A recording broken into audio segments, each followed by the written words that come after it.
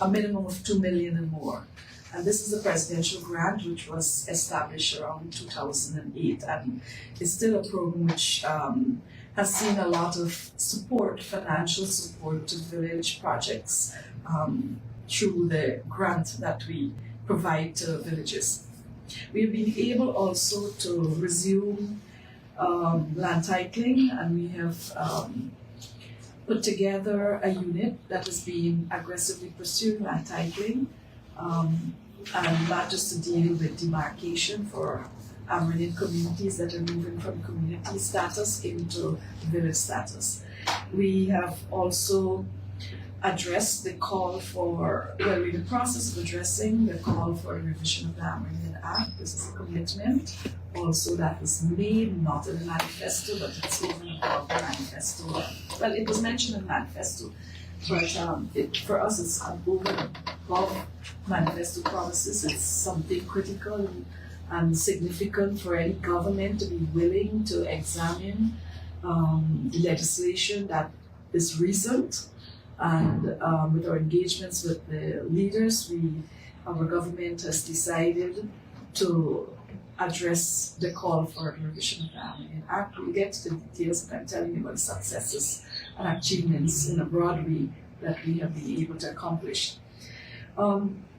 We've also resumed the CSO, or the Youth Entrepreneurial and Apprenticeship Program, but popularly known as the CSO program, because the participants in that program are referred to or titled Community Service Officers. So everyone has kind of dropped the YEAP acronym and is referring to it as CSOs. And it brings me to a point whereby children in the past, when they hear about CSO and you go to the village, they always say when they grow up they want to be a CSO. But we know CSO is just an opportunity. It is an opportunity for young people who have not been, whose opportunity has been put at a pause for various reasons within their villages, within the confines of affordability of their parents or the community, and will not want to see young people not meaningfully engaged. So what we've done is to create that young entrepreneurial and apprenticeship program so that we can give young people a chance to get back on track with their lives and to further empower and train themselves to take up meaningful roles in the community and elsewhere.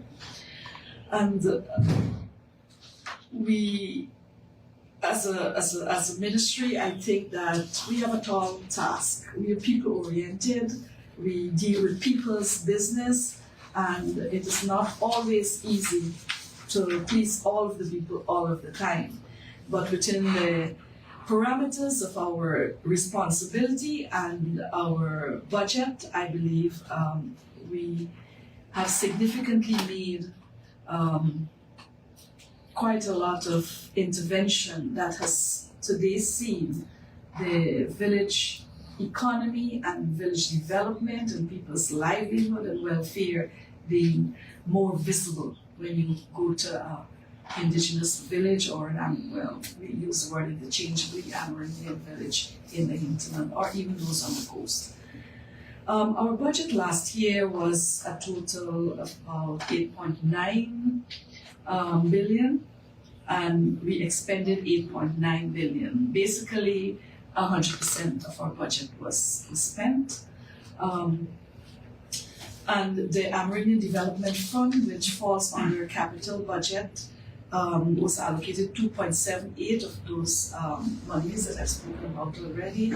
And the low carbon development strategy, we had 4.7 billion. And of course, our current budget also is expended more or less to the hilt. And so budget-wise, transaction-wise, and project implementation, we have achieved mostly close to, I would say, close to 100%, within the 99 to 100%, because there are some ongoing activities that were not completed but is ongoing. And as soon as they finish, it has no major impact on the 0.5 or 1% of our budget. So the project department, what do the project department do and what have we achieved over the year? Last year we supported 245 villages. And the presidential grant, obviously, every village will have received a grant. And so that would translate into, if you want to use just on the face value, will translate it into 243 projects. But there are some villages that will do more projects with the presidential grant, many projects. And so just to give a scope of the amount of projects the presidential grant covers, it will be approximately 243. Sometimes they will split the project fund. If you have $1.2 million, they will split it by saying, listen, we're gonna improve our stelling, and we will also provide support to upgrading our children dining hall. So we consider the project, but in really fact, if you to disaggregate, you might get 2 projects. But on the face, it will be 243 projects thereabout that we will look at. The projects also under the youth entrepreneurial comes under capital, and we have been engaging over the last 3 years, including last year, 2,645 young Amerindians. They include male, females, they include single parents,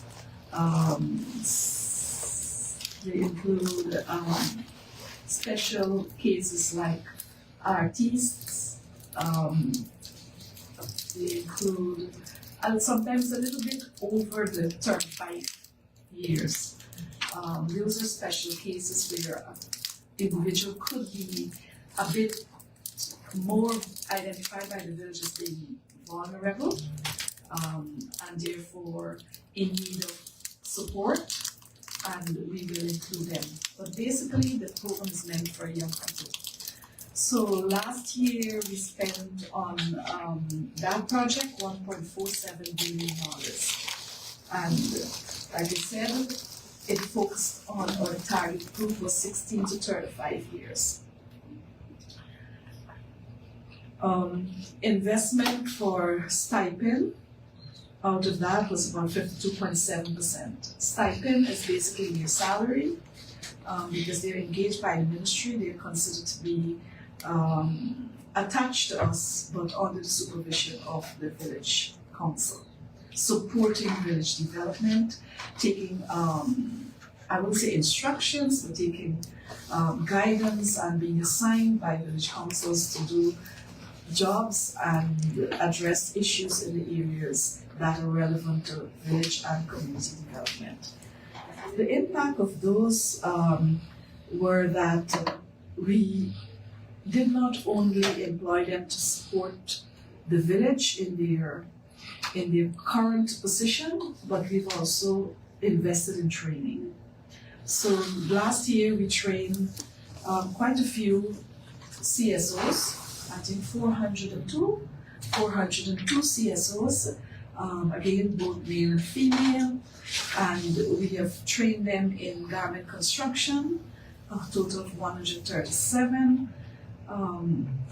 small engine repairs 130, tourism and hospitality 62, tractor operation and maintenance 73, which added up to 402. So we trained 181 males and 221 females, which again looks as though we're training more females than male. But the figure is skewed because in the garment construction, the female population of participants were overwhelmingly in the majority. But we did train male garment construction CSOs to our participants, because in that training, they learn to do school uniforms, shirts, boleros, trousers, both for male, trousers for male and shirts and tops for male and female. In the engine repairs, again, in that area, we've had an overwhelming majority of male participants. We had 102 and we had 28 females, which is showing a bit more increase in females wanting to participate in a non-traditional area of training. They learn to repair brush cutters, ATVs, chainsaw, and engine, what you call it, outboard engines. So here we had both male and female participating. For the tractor operation and maintenance, again, we had male and females. We've had 55 males and 18 females.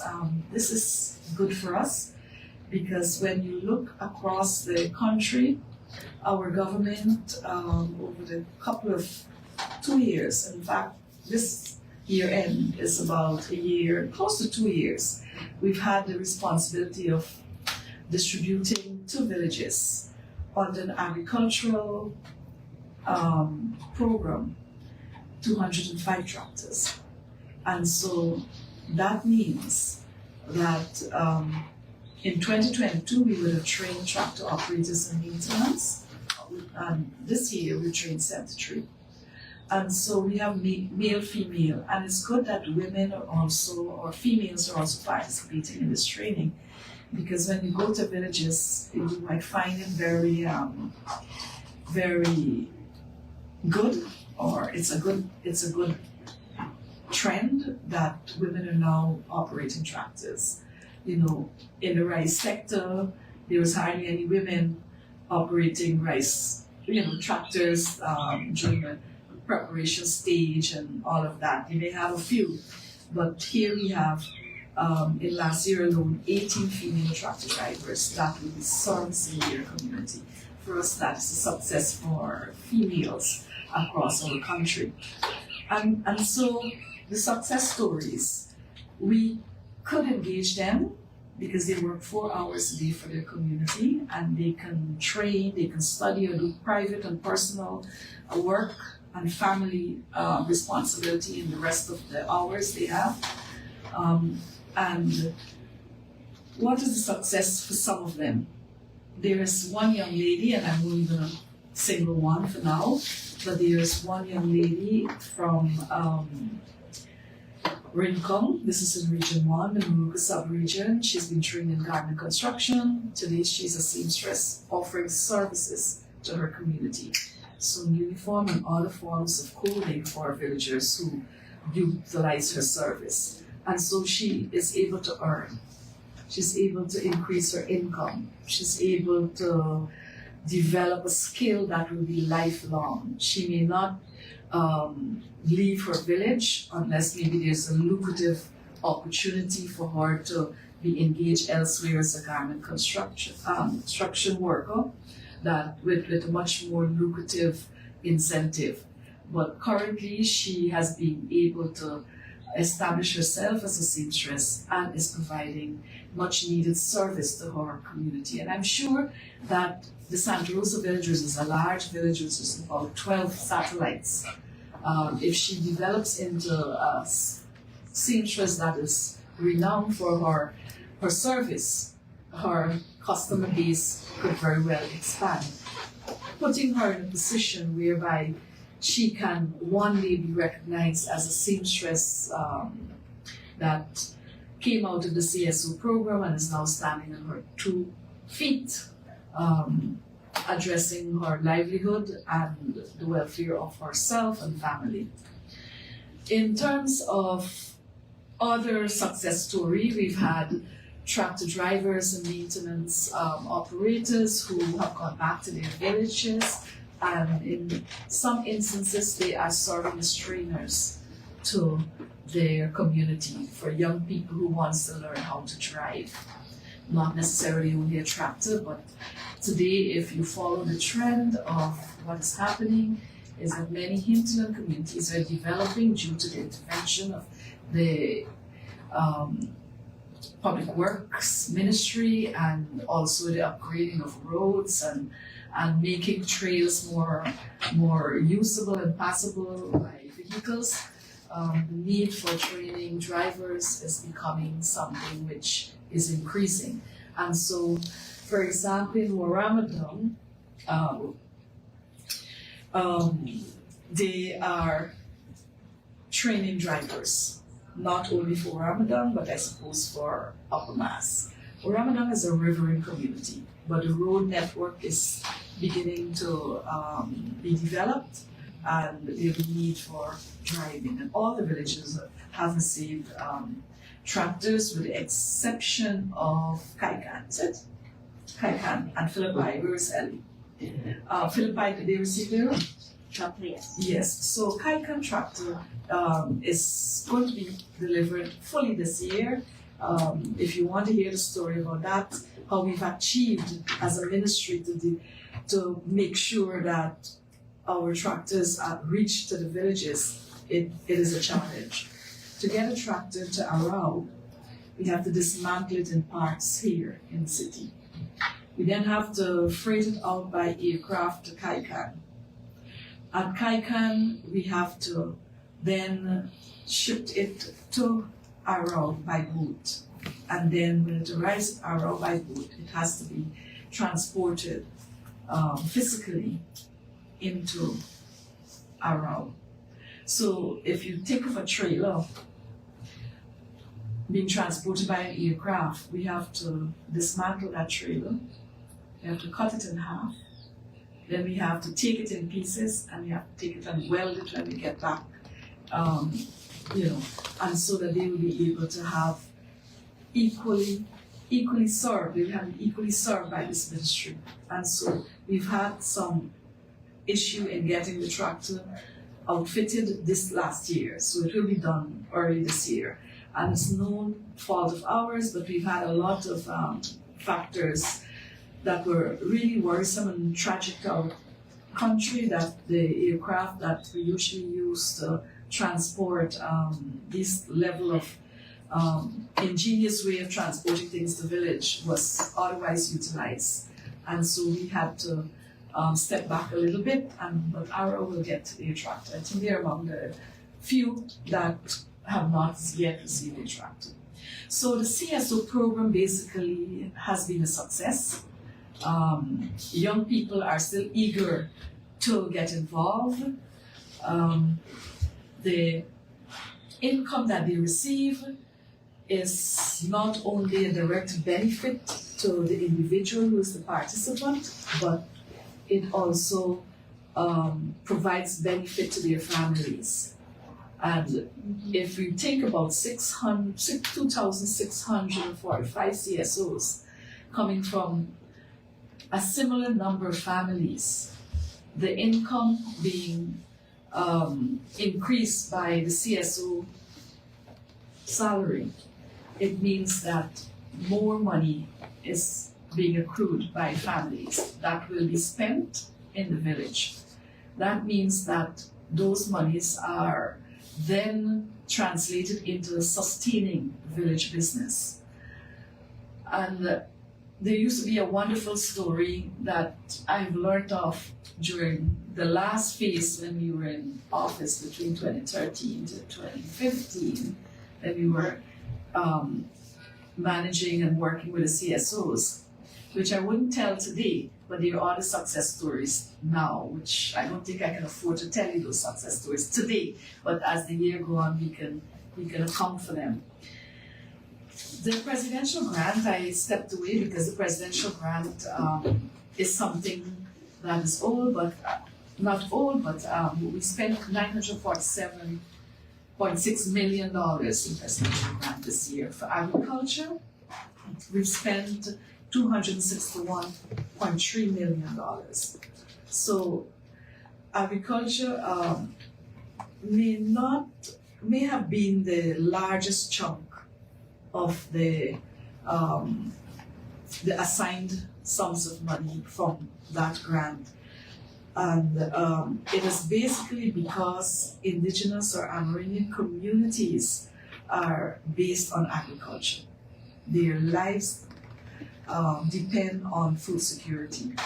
And so the terrain, the location, and also the soil type and the distance, Amerindian villages continues to need for the support in agriculture. A question whether this agriculture support is still subsistence.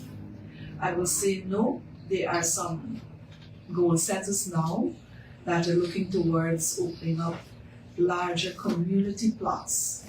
And so Kumu is a village that is on that way. Mokamoka's been the trailblazer for that for a while, planting rice, planting peas in large areas. But I'm talking specifically about the presidential grant program.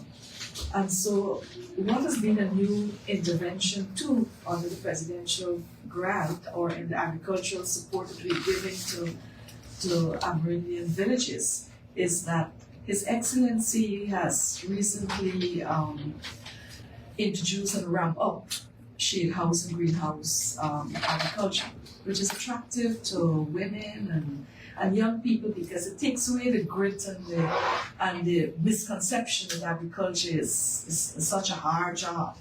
And it has caught on quite a lot over the last year and a half.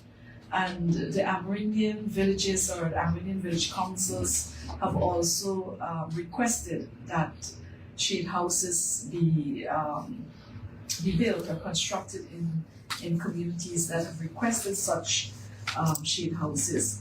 And it also hinged on His Excellency idea that where there are schools and school feeding program, it could be a sustainable venture project for shade houses to be built and utilized to grow food that are required for the school kitchen.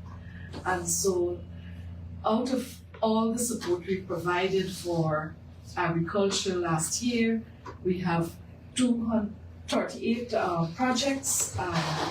We have 17 shade houses that were assigned last year to Amerindian villages. That added up to about 85 million. Transportation projects, it's not only about providing transportation for luxury, but in the hinterland, transportation projects are important and it's an economic generating projects for villages. We've spent $177.6 million for 75 projects under transportation. That is transportation to move residents from village to central location like townships or to areas that serve as central supply centers and the transportation of goods and services. And so for us, 75 such project is an achievement over and above the years that we've been supporting villages to improve transportation and mobility other than moving on foot. We consider it an achievement for last year because if you go to an Amerindian village in Region 9, you're more likely to be able to hire a pickup. You're more likely to catch a bus now from Letem to Katoka or to Karasabai. Similarly, if you want to go to the mountains, that's the North Park River from Letem, you're most likely to get a village vehicle that could be hired to take you to Monkey Mountain. And similarly, when you go to North Pacarangas, you could be able to rent an ATV that can move you from village to village. I think some of the members of the press would see us when we go out. We go in ATVs, which are mostly rented, and they are driven by local riders, and they take you from place to place. In the past, that was not such a luxury to be able to rent, because village would usually have one, and they would take care of that one just to make sure that they have some form of transportation and not have it just like being used for everything. Today we've moved away not only from transportation projects, but villages too are requesting ADVs for administrative purposes in areas where they have to manage and provide ranger services for their operation in the mining areas or in the forestry sector. Because Amerindian villages do have associations that are involved in wood cutting, or what do you say, wood cutting and sawmilling, and also there are some villages that are involved in mining. So transportation is critical to ensuring that they can monitor production times, and also that they can be able to get administrative work in checking in the forestry sector whether the regulations are being met and that their villagers are mobile. So in terms of transportation hires, I'm speaking about 75 such project. This means that if you need a driver, that means you've created 75 jobs. For pickups, they may have a porter or a handler. That means also jobs for young people in the villages. It also means income, because they wouldn't be working for free for the village, and it means village income can be increased. And these are some of the more economically viable intervention through which the funds or the grants that the government provide to villages are being expended on. Business enterprise, we had 85 last year being established with $258.5 million funded. This here are projects not to individuals. This is projects that are managed through the village councils. This included like catering centers or bakeries and sawmill, block making factories, and a whole host of other economic ventures like fuel depot, etc., village shops, and so on, which are sometimes very critical to the operation and life in a village. Infrastructure project, we spent $171.7 million of our budget on 58 projects. These, on 156 projects, these included bridges, farm to market links, village offices, multi-purpose building, bananas, sanitary blocks, etc. A whole host of social and productive projects. Tourism is also another area where funding is provided to villages to develop their tourism package. We can be a village a tourism destination. We spent $78.5 million on 23 projects. And so, if we just speak about one or two of the success story, because again, we need to not only speak about it, but to document the success stories.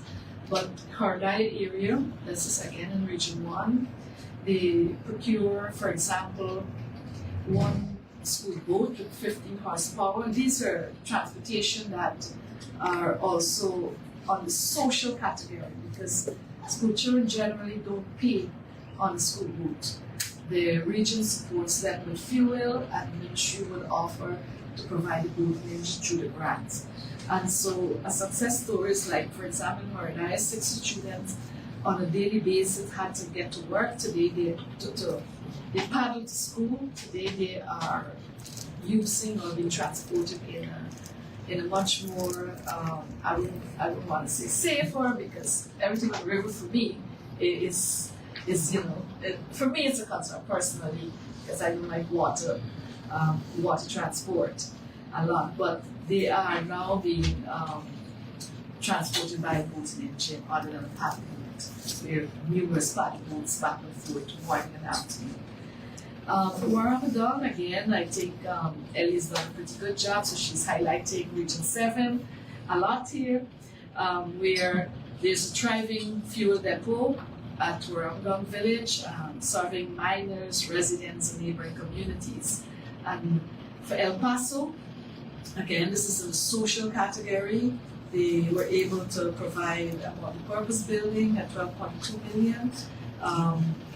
They have a combination of presidential grant for about a year and 2 years, and they built a facility where they do catering, they have a sewing center, they have an ICT hub, and 2 self-contained bedrooms for visitors or trainers or government officials who want to overnight. And this is a small community with a handful of people. I would say about 40-something households. And if you go there now, there's a fancy new modern-looking Benab, which is their meeting place, their social gathering. They do a number of things there. And they have their center, where they have a combination type of centers, multi-purpose.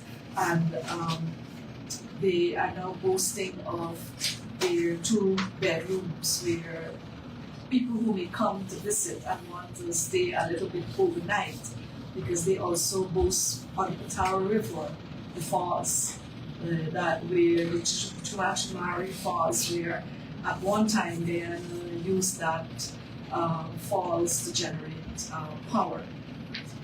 In Aishanton, they built a guest house. On social media, we were seeing Mr. Tushar, Mr. Thomas, Michael Thomas, showing every step of the way while he was constructing that village house. It's now open recently.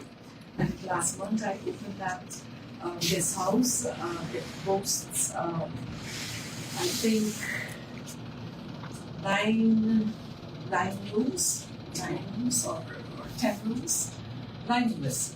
9 rooms, 4 self-contained and 3 not self-contained in this common bathroom or washroom area.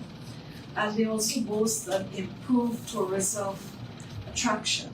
In 2022, we had invested in improving and protecting and sprucing up their petroglyph, the rocks that have indigenous writing and paintings. And last year, they were able to add to it by putting in an information center where you can sit and see slides of the various tourism trails and birds and flora and fauna, and you can get information about the village, all the hot spots. You can also see the products displayed for the women and the crafters that are doing craft in the area, and they are now having employment for some of the tour guides, including information agents. I will not the CIA, information officers who can talk about their village with real fluency about what attraction and what we can do to support tourism, how their tourism product is being developed. In Masara, you would have probably heard earlier in the year about November or October, November, I can't exactly remember the month, but I had the opportunity of opening 6 projects in one evening. The swimming pool, which is the first of its kind in the North Rupununi and also in the hinterland, which will host in-school sports and provide a training ground for the village young people who want to compete at the swimming competitions in the country. And I opened a bakery and snacket. I opened an extension of the poultry farm, an extension of the women center. I opened a guest house. I opened the internet hub, and I could just speak about how much the funding from the presidential grant and other capital support funding has been able to be successfully being established and implemented. The projects are successful. And again, just speaking about last 2 weeks when I was in Aishanton, I think the Friday before Christmas, Christmas I think was on a Sunday or Monday, and Friday I went out. and I opened 4 projects, and they had about 7 more. They had about 3 more projects, which are completed, but we were tasked at that time to open only about 4. The timing was not enough. We went to do solar panel distribution in a number of communities, and so in Shelton we didn't have enough time to get to the far reaches of the other projects, which involve cattle, and I think, if my mind serves me right, Anil, it's the launch or the commissioning of the petroglyph, another area which they have improved. So these are just like a snapshot of the success of the government's support for transitioning the village infrastructure, economic activities, and providing opportunities for employment, increasing income to families, and transitioning the village economy to a much more active environment. In terms of the low carbon development strategy, I think over and over this has hit the news. It is nothing that is not. It's not fresh. It's not fresh news or new news, but it is significant for us to repeat it, because Guyana, as you are fully aware, is a single small country that was able to put on the carbon market services from our standing forests. We're very proud as a country, and I suppose the architects are leading on the dialogue on climate change and forest, and they should be commended and congratulated for putting Guyana on the map when it comes to international discussion and position and leading the way. But at the local and national level, I believe that the indigenous people have also a story to tell. And that story is that for a number of years, some people say from time immemorial, but being realistic, Amerindians have used the forest for many things. And they have cared for the forest as well as the forest probably cared for them. And so in the low carbon development strategy, 15% of revenue earned from our sales of carbon, we were able to provide $4.7 billion to indigenous community, which has become very impactful. And so 242 villages have benefited. And this is not only, I just want to make a distinction that when we speak about 242 villages, it's inclusive of remote riverine communities, hinterland communities, and Amerindian communities that all are in the hinterland, and some riverine areas on the coast are remote, and so they are included. And so this has been very impactful because in one way, our work empowering village councils to manage finance, to provide them with leadership skills, empowering them to administer their affairs, have never been tested as it has been tested when they receive their first tranche, because the monies are going into a special bank account, which the ministry has no, I would say, no administrative responsibility for disbursement. It goes straight into a bank account that is established in the name of the village council. They withdraw their money based on their village sustainable plans, which they have had village community consultation on identifying their priorities, listing the first project or projects that will be funded by the funds, and all the ministry do is to sign off as a signatory, as one of the signatory on the check. But that doesn't mean that the ministry do not have an oversight role overarchingly, because we represent indigenous people. We are responsible for ensuring that they are included in all development and mainstream into our nation. And so we do have an overarching oversight. And I'm very pleased that along with the National Tush House Council, when we went out, I think earlier in the beginning of December to North Carolinas, and we met with Amerindian leaders. They were updated with response, with information about how the villages have been expending the money and what projects they were pursuing under the village sustainable plans. It's very also important to know that the village sustainable plans had to get the not permission, but approval of the village people. They had to be involved. And so collaboratively, the Ministry of Amerindian Affairs, the NTC, and the village councils, I think so far we're very pleased about the way they have been dispersing themselves the funds and the pace at which they have been completing their projects. And I want to draw your attention to one project which I think identifies with what I said. In Bamboo Creek, they constructed a $10 million bridge that needed to be repaired, to be dismantled, and a new bridge put in place. And the village expended $10 million with a proper concrete foundation for that bridge, and the wooden planks and materials were really done well.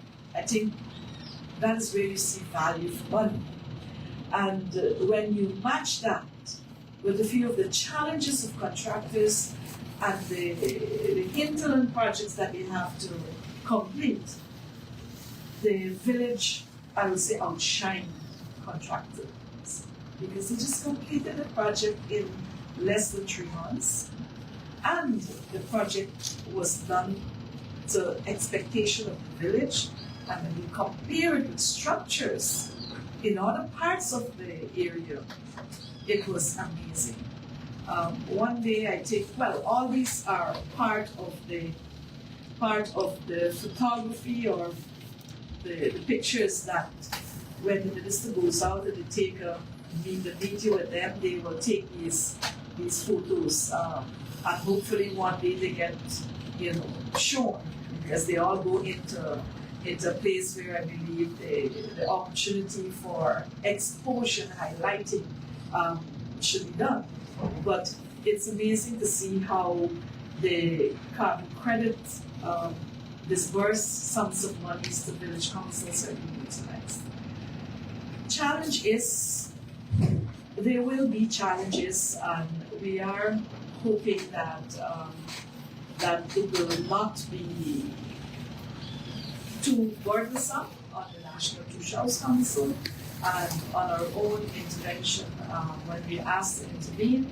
But I believe that in every institution, in every place, there will from time to time be challenges.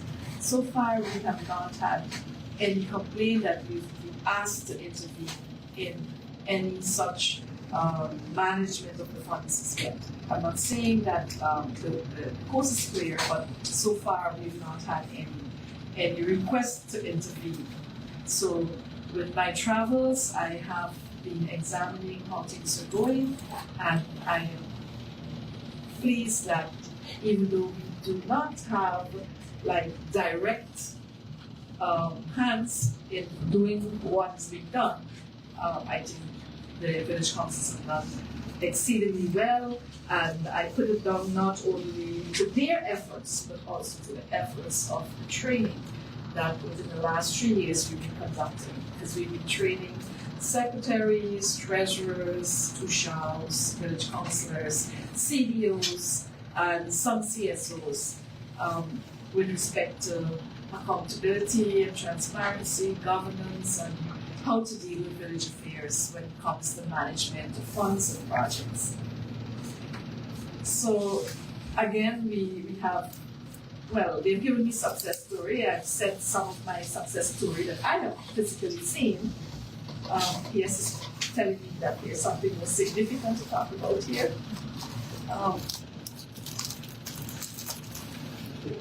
the table. He wanted, okay, well, maybe we should, for the nation, just say that the money was disbursed by categories. And we have done so through population bands. I remember a question in Parliament when someone asked what were the criteria for disbursement of funds and why villages got more than some. But we did it based on the population band. And so for villages up to 100 persons, they receive $10 million. Up to 300 residents, $15 million. Up to 500 residents, $18 million. Up to 1,000, $24 million. Over 1,000, they receive $35 million. And so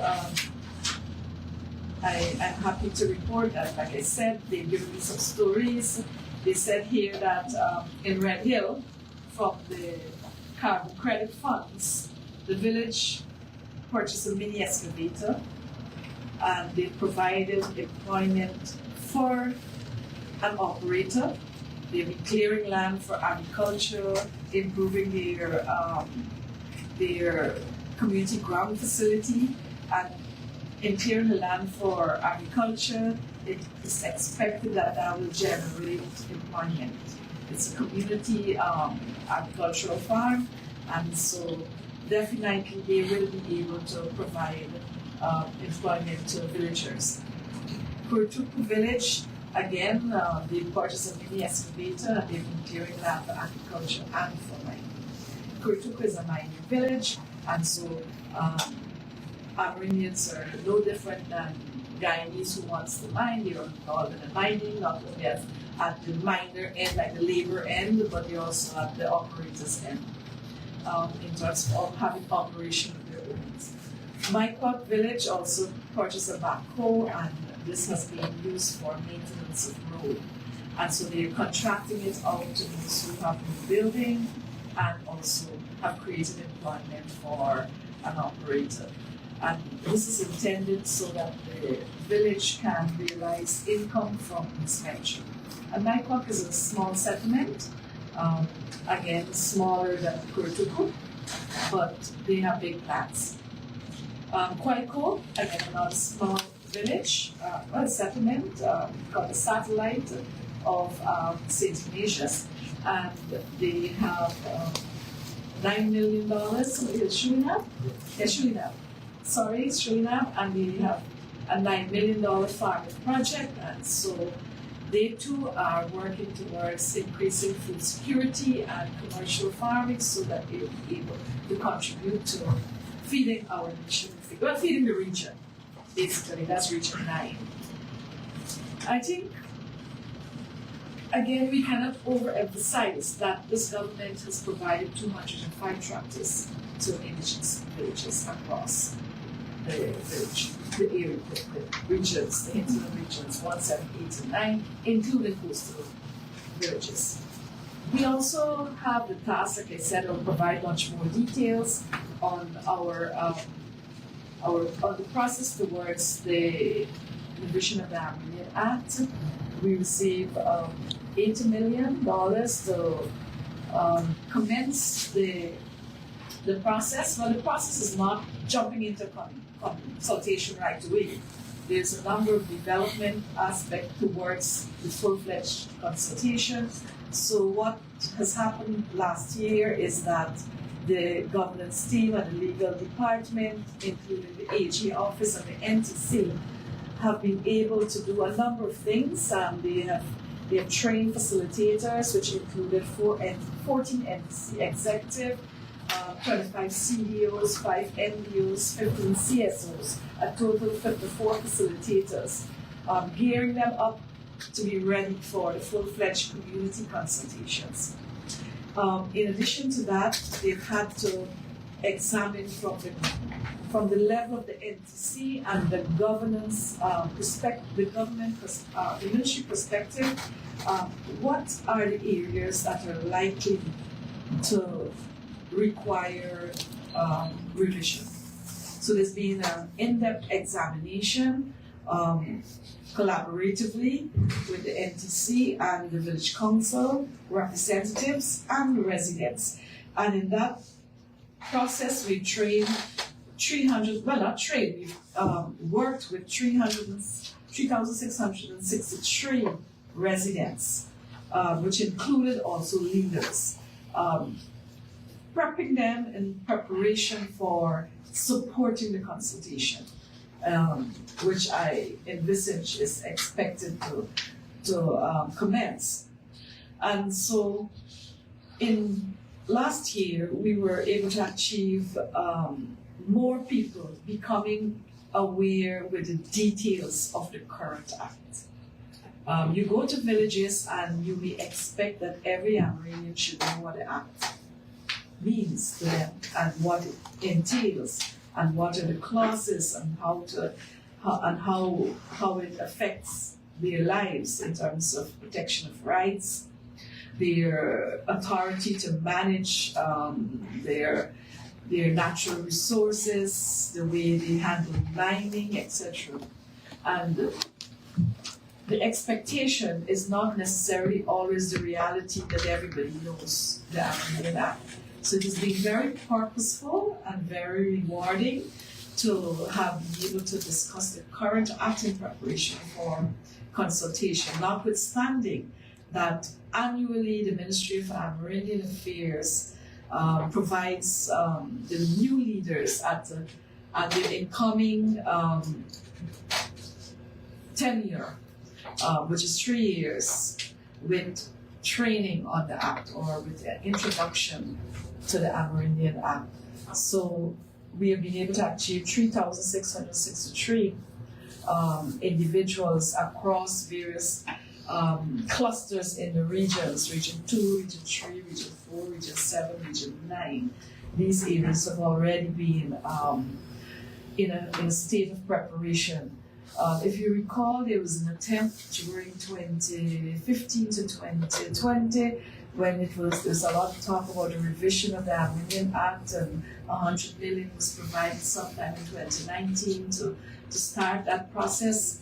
And people went around and their pictures and experiences of when the call for consultation entered the village, 3 or 4 persons were sitting on the pavilion with the facilitators, and there was not much success. So we would like to have a full house of consultation, and so we want to have enough preparation and everybody being able to put value into the discussions.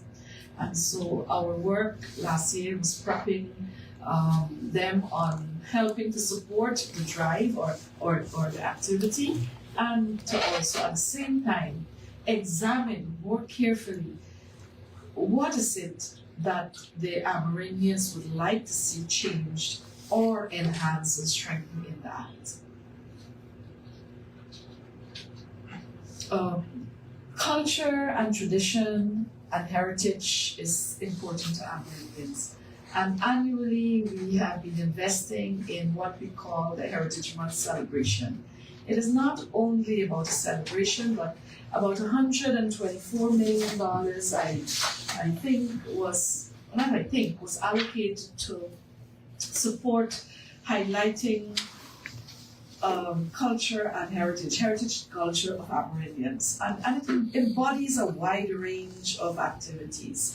It involves language, their art form, craft, food, drink, dances, the way they care for the environment, their ways of life, and of course, big on the agenda of heritage also is the opportunity for young Amerindian athletes to have an opportunity to showcase their skills and talent at what we refer to as the heritage sports. And it is at that level whereby we are happy too that the opportunity is provided for young Amerindians to showcase their prowess at sports and athletics. And so far, some key people have spotted a number of athletes, and history has been made. I think we're told about the young lady that is attending an American university who is involved in football and so on. And they were all spotted. Most of the indigenous athletes that have been participating at the national level has been spotted at Heritage. And so the investment in young people is at the core of this ministry too. Not only as a CSO staying in their village to contribute to village development in a meaningful and empowered way, but also in terms of contributing in their development with respect to culture, sports, athletics, and representing their region and representing our country. And so we spend a lot of preparation, doing logistics, and also ensuring that there is eventful activity, and that there are no hiccups. You know, in the past we always have bringing down 742 young people is not easy, traveling from all corners of this village. You know, we're talking about the NDC, and I'll get to that just now, where we bring down 250 thereabout, because we bring more than 243 or 42 villages leaders, 250 plus CSOs from the fields and so on. It's a big delegation that we have to manage over a 5-day period. It's similar with the athletes. We have to manage young people coming from all the different hinterland locations and on the coast. It's a mix of culture and nations, where the Wai, the Wapishana, the Arikuna, the Batamunas, the Makushi, the Wapishana, the Araks, the Caribs, the Wara all congregate. And we have to make sure that all our logistics and their well-being and their upkeep for about 6 days, well, 4 days. 4 days and 2 travel days. It's about 6 days are pretty well managed. And so the investment in heritage provides the exhibits for indigenous people's craft and produce.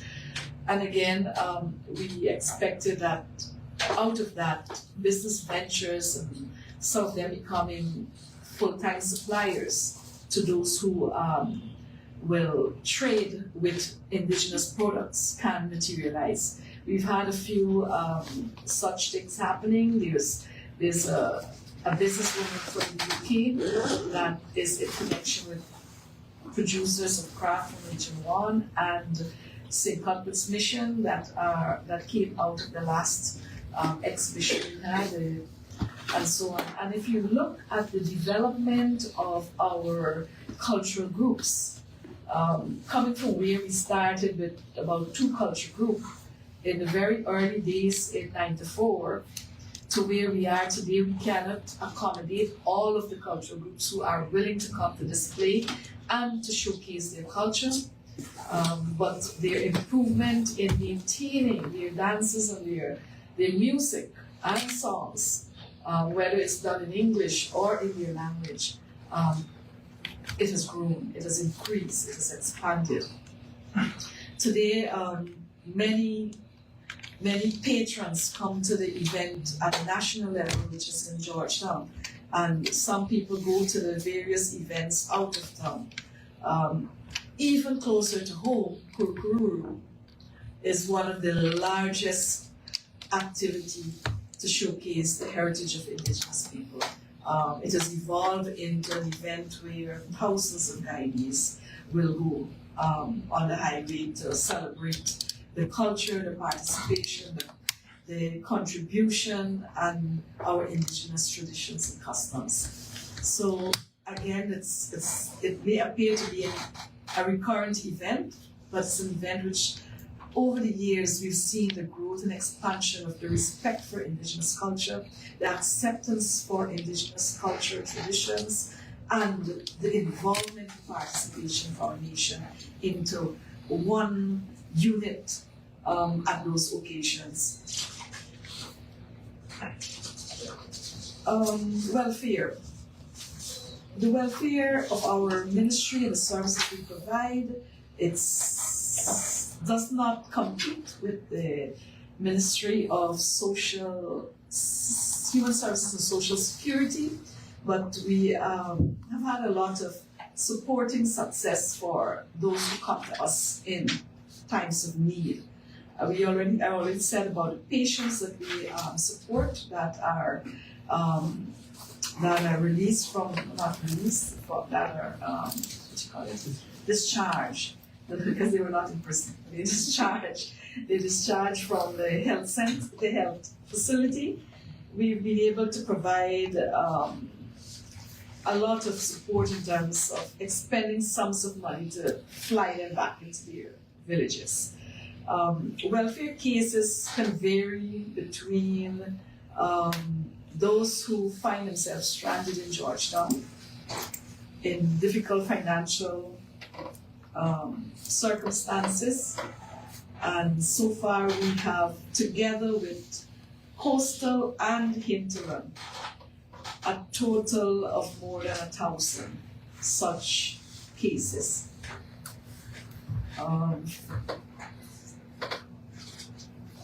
Hospital, this is telling about the hospital visits. We do visit the hospital to make sure patients that come down get some level of attention from us, because the hospital is responsible for taking care and treating them and keeping them safe while they're in hospital, providing all the opportunities for getting them better. But there's another aspect to patient support, and that's where we come in. We take toiletries, and when they're discharged, we provide accommodation, meals, and accommodation is a place to stay, and then we get them back home. In terms of birth certificates, again, we do not do the work of the GRO. Is it the GRO? Yeah, GRO. And what we do is a supporting role to assist villagers who may not have the opportunity to have registration officers in their area or their locations. So they can go to the village council office, where the Tushao last year was provided with legal authority to address birth certificate applications by stamping and verifying that they were born in the villages, and to give them that verified legal opportunity to apply from the village level. We collect applications, and if anyone comes in here, we help to do the similar role. We download the application forms, we help them to fill it out, and we get our officers to follow through until it is issued. So last year we did about 146,100 applications. And we have received the majority of those already.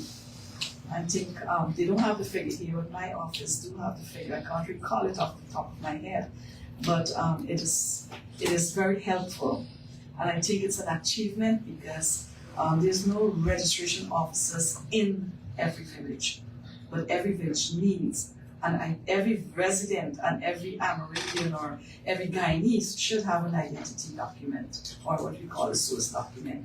So we come in and we play a complimentary role there. In fact, we also pay for the application forms, so they don't have to pay. They're $300.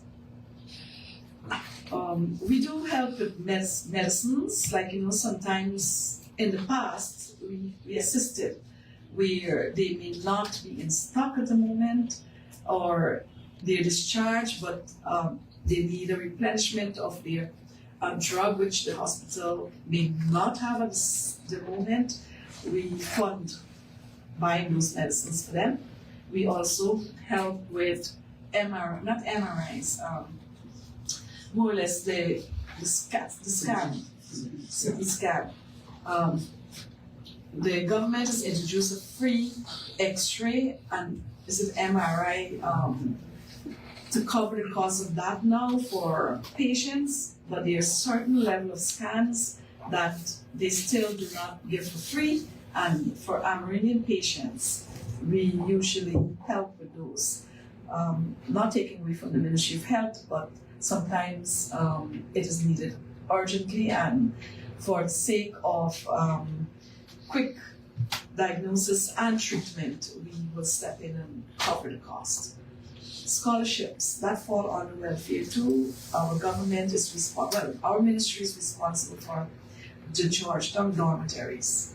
You know, we have scholarship students across the regional system, but the Ministry of Amerindian Affairs is not responsible for regional dormitories and so on, but we have placed in some of the dormitories across the country, like say Region 2, all the scholarship coming from Region 2 Riverine communities and Amerindian communities will go to the Regina multilateral dormitories, or the dormitories attached to those secondary school there. And so we provide support to them. Similarly, any region that hosts scholarship students that are covered under us, we will supply their full scholarship entitlement, which is a pocket allowance, a dorm allowance, and of course the region will provide dietary and will provide accommodation for them. So in terms of the students, this last year we had a total of 774 students enrolled in our scholarship program. This is taking us to the level a little beyond where we were in 2015. In 2020 to 2022, we've had less students because of COVID. In fact, at one time in our dormitory in Georgetown, there was only 11 students between 2020 to 2021. In 2022, it began to get normal. Our country uplifted and opened up our country from COVID, the threat of COVID in February of 2022. And by 2023, we already had a full complement of students in our dormitory in Georgetown, including the increase in dormitory students across the regional secondary schools. So we have 774 scholarship students. Annually, it's about 100 million that is allocated for the upkeep of our scholarship students. Last year it was a total of 93.3 million. So it's close to almost 100,000, because there are other support that they will get from time to time, not necessarily from this budget, but from government, because government gives them subsidy too, for examination, etc. We provide CAPE fees for scholarship students. Our dormitory programs is about 1.9. Assistance, which is assistance for projects and other materials, around 1.6 million. Traveling is about 15.6 million. Pocket allowance 23.1 million. Uniform allowance 8.8 million. Dorm allowance 30.2. We still have a large area of guardianship, which is about 16.6 million. These will add up to our allocation for, it will add to 88.5 million. The other budgetary shortfall that we were seeing, that I said is 93 million, deals with administrative operational cost.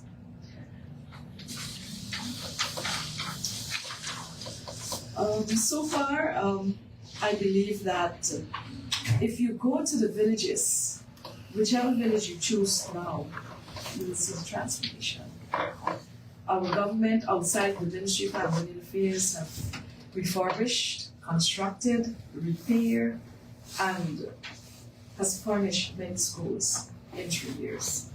There are many more that needs upgrading, and probably in terms of equity, with respect to learning channels and so on, there's been quite a lot of investment by the Ministry of Education to bring on par hinterland access to education to those of the coastal areas. Health, similarly, we may not be Ministry of Health, but we also are concerned when there are issues of health, because being a ministry that is looking at Amerindian affairs, what happens is that we deal with patients who need support, and so we also are very happy that the government has moved to provide telemedicine in many of the locations, improving district hospitals and putting in some special hospitals where now surgeries are being able to be conducted. In terms of land titling, what has happened is that we've had tremendous success there too. Comparing to the last government that was in place between 2015 to 2020, sometimes it sounds repetitive, but we have to say it because in the last 3 years we've moved to reestablish a functioning unit that is taking seriously the titling of lands for Amerindians. And last year we titled 6, I'm told. Here's my paper. It's, I think 6, I don't see the pieces here now, but we did 6. And it 25,677 Amerindian residents across our country basically are much more land secure from the operation of the Amerindian land titling unit. And one can only understand that Guyana, from the census that we still use, just not to deviate from the data, Amerindian population is about 10%. That's the official figure still being used. Until the new census is completed, we will see there's an increase. But they form part of our nation, 10%, and they currently legally hold 16.48% of the land mass. And that's commendable, moving from 6% to now 16.48% over the years. And this year, like I said, last year we've done 6 titles. And we just have a few more titles to do.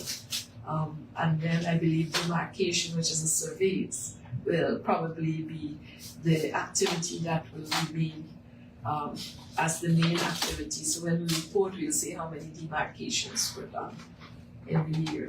Because titling emanates from an investigation after we receive an application for land.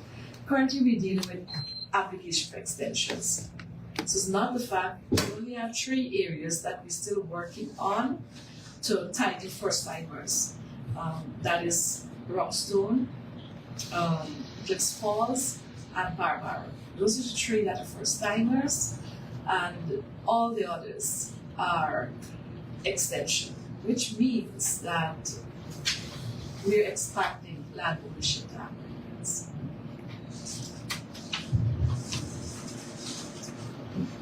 I'm told that, I'm told I should know, that this year we will again be ensuring that the unit functions efficiently and effectively, so that we can make sure that the indigenous people 10-year security is fully guaranteed. Yes, I know it's not long. It sounds off the record. Sorry, don't tell people I say it's long. Sandra Marshall from New Source Minister. You spoke about land titling, 6 titles issued in 2023. Could you provide us with the names of the villages and the region? If at the top of my head I don't see it listed right away here. Where? Which one? As well as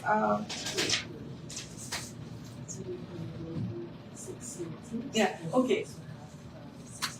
Okay, so it says 4 miles. that's vertical. In 2023, 4 miles is in region 1. right? These are certificated titles, meaning they're title plus demarcated. 4 miles, Parmakatoy, Kapui Extension, Mashawa Extension, Amerindian Makapau. This was last year. But it was a big leap from 1 or none in 5 years to 6 in 1 year. And before, previously we've done, I think, 5 in 2022. Bobadaya, Potaquai, no, those are the absolute grants. Oh, the absolute grants for 2023 is Bobadaya Extension, Potaquai Extension, Red Hill Extension, Akurini, and Mok Extension.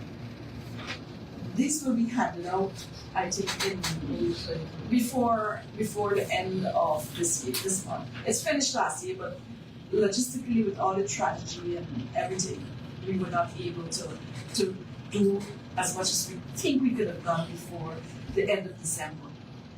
We've had the crash. We've had aircraft being diverted to search. We've had everybody in a pause decision for about 2 weeks. Well, every agency trying to unravel that tragedy and every morning. And so, all in all, we did not hand it out, but it was ready. It's all ready. Oh, Minister, also, you said a few more land title applications in the system. When you say a few more, could you say how many pending applications there are for land titles and how many applications specifically for demarcation? It is. Okay, we have 25 absolute grant remaining to be done, and this is for extensions, right? With the 3 that has to be first timers. So we say 23 extensions and 22 extensions and 23 first time. Right? 3 first time, 22 extensions. These are applications that are investigated already. Well, 18 of this 23 are completed as investigated. So we're hoping that this year we'll be able to address about 18 of that 23, including doing the remaining investigations. Our application comes in, but it's not necessarily that we just sign off on it. We have to go down to the ground, we have to do consultations with various stakeholders, with various national institutions, commissions, and we have to compile a report, create with findings and recommendations that will then be examined at the technical level, then be examined at the ministerial level before I approved of the matter going forward and getting no objections from cabinet. And we have 39 demarcation remaining. 39. Also, Minister, in 2023, we heard a lot about Chinese landing and the precautionary measures granted by the IACHR. Yes. Could you provide us with an update as to what is happening on the ground in Chinese landing?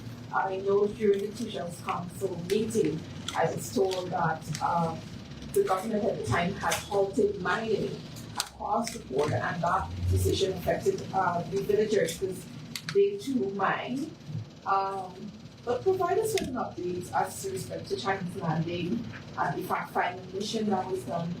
After that, precautionary measures were granted. Are the people there comfortable now? All of this was already discussed with the press. I think it hit the news. Everything was said. There were some issues that I think people had picked about. But mining, the only people who are responsible for mining approvals and engaging in mining at the village level is the village council. That is by law. The only agency only ministry or agency or commission that is responsible for issuing license is the village agency. And so the village council plays the biggest role in any mining operation that takes place with respect to the Chinese landing and the IACHR, that matter is concluded up to the point whereby the government has, as you say, addressed all the conditions that the IACHR has listed, including the call by the village council, who is allegedly took this matter to the IACHR for redress. The government adhered to the call in the case to stop all mining. So it is not stopping mining and affecting the indigenous village, but the indigenous village leaders asked the IACHR to examine and, as part of the complaint, to stop all mining. So the government complied. I am not aware as yet whether that has been fulfilled. In fact, I don't know, I haven't read or inquired recently, with the exception that I know the government adhered to what the IACHR concerns were with respect to the complaint. Right? So unless that has changed, maybe you should ask the Ministry of Natural Resource or GGNC. Okay, I know the concern was what they call the outsiders, mining. No, have you read the document? It's called for mining. And I, as a minister, over the years, I've been warning advocates of Amerindians, don't ever make complaint to stop mining in Amerindian areas, because Amerindians also thrive on mining, right? Unless you have an alternative to offer them as an economic significant venture or as a livelihood, maybe you can discuss with the Amerindian leaders whether they want to stop mining or not. It is not for advocates to advocate to stop mining. So at this point, you're unclear as to whether I'm not unclear. I'm not unclear. I'm saying that my government has adhered to IACHR and the concerns raised with them in the case to stop mining. They asked for mining to be stopped, and they were not asking only for outsiders. So the village council can change that if they need to. Are you saying, just for clarity, because the two shall complain to me directly, I have that recording in my system, that he didn't realize that Tushal did not realize the implication of the reports he made. So if the IACHR has advised under the precautionary measures that government has to halt all mining, then we cannot go against it until they make an advancement to change that. So you're saying that the two shall come. I'm not saying that it comes, I'm saying what the facts are. No, but I'm asking a question. I'm asking if the village council could now overturn government's decision. I don't direct the village council. But I'm asking. I will not answer you that because you just said that the two shall could. Under the law, I said so the two shall. I said under the law, the two shall is responsible for mining. The village and the village council are the only agency in an Amerindian village that approves for mining to take place. And I said the GGMC is the institution and the commission that issues a mining license. But the facts are the government complied.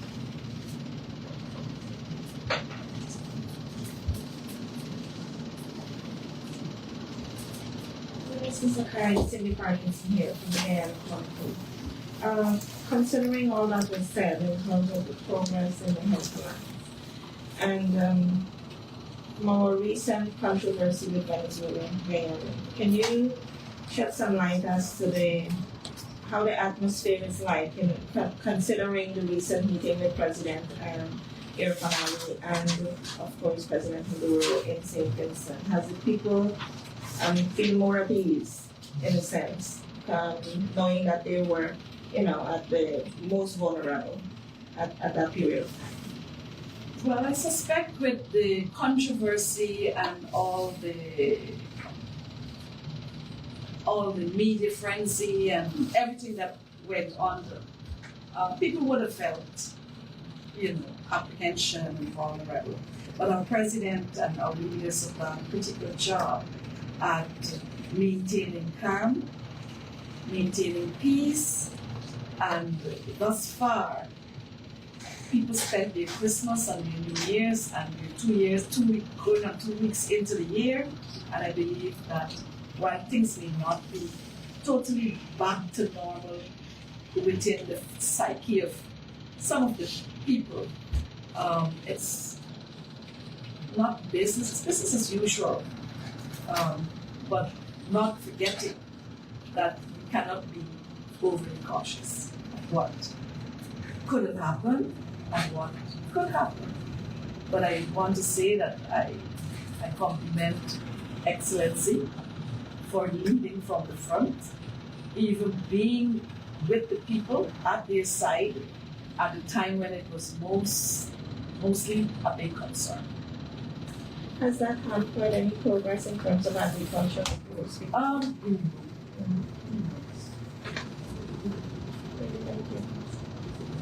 Minister, with respect to the LCDS, because the $4.7 billion, could you say if I know that the funds are being managed individually, but if they would have expended all of that in the execution of these projects and programs? No, they have not expended all. I think we have some data that we would generate based on the disbursement. We have to take the disbursement, but I have.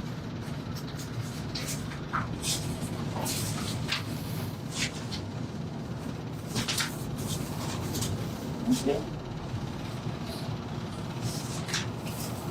So far from the 4.7 billion, 3.6 billion has been disbursed as of December.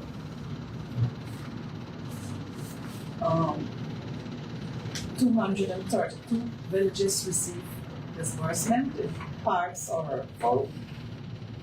And outstanding are 11 more villages who have not uplifted any monies as yet. Could you say why they have not done so, if there's a particular procedural matter? No, it's on their own piece. Some of them, they want to keep it for interest, who knows? Building interest. Yeah. I think they also have a lot of other financial support that they are working on projects, so they're taking their time. My final question is, I noticed you said that the ministry has not received any complaints regarding the funds, but from the LCDS, the funds received by the LCDS, $4.7 billion, the presidential grant, I think, and the Amerindian grant, the Amerindian grant being $2.7 billion. What is being done to ensure that there is a high level of accountability and the resources allocated to these villages are not mismanaged in a sense? Good question. The National Fisheries Council has oversight, including the village council. They have an independent oversight committee at the village level where independent villagers are elected by the villagers to form an oversight committee that examines the transaction that the village council is conducting, and they're paid. I think some villages paid $80,000 for a chief financial accountant. So at the village level, they deal with that. It's a form of empowerment to them to deal with it. It's taken a long time for us to arrive at a state where villages are now managing money practically without much, intervention because we used the presidential grant from its inception for them to begin to manage funds. We dispersed in the first instance by tranches, and then we moved to a state where we created bank accounts, so it goes in the bank accounts, and they are now in charge of disbursement to themselves. And with this money, they have a special bank account that they don't have to seek approval to disburse so long as the check is deposited. The only thing we do administer for them is to sign off on clearing the check. But it's a growth. It's a plus for indigenous people that they can stand on their feet today and manage monies. So, as a support principle, can you say how many ATVs were distributed In 2023, 5 ATVs were distributed, but we have 40 on the wall to be cleared. 45 on the wall. 35. ATVs are, not manufactured here, and we have to procure it. So generally, what happens? We have to wait when it's arrived, or 35 has arrived, and will be distributed shortly. That's the total for 2023. I'm advised by my PS that he's pursuing clearance documents now.